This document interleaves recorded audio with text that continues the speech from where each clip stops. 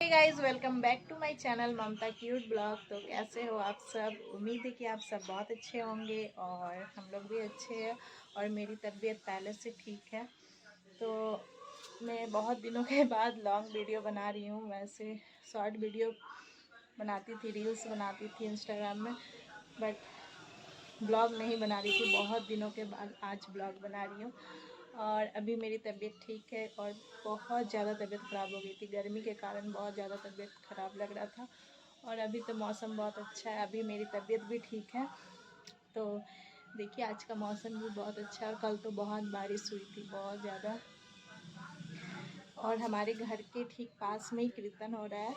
तो पिछले साल भी हुई थी, पिछले साल का भी वीडियो मैं बनाई हूँ। तो चलिए, इस साल भी हम बनाएंगे। और अभी तो कहीं जा नहीं रही हूँ, तो अच्छा ब्लॉग भी आएगा। और बहुत दिनों के बाद आज वीडियो बना रही हूँ। तो अच्छा भी नहीं लग रहा कि अब उतने दिनों से मैं नहीं बना रही थी। तो हम सुबह गए थे मंदिर, पास में ही जो मंदिर है वहाँ गए थे। तो अभी भी जाएंगे शाम को। तो अभी तो शाम 4 बज रहे हैं। तो अभी हम निकलेंगे, हम और माँ। बस हमारे घर के ठीक सामने ही है, ज़्यादा दूर नहीं है। तो मॉर्निंग में गए थे, तो फिर आ गए पूजा देख के।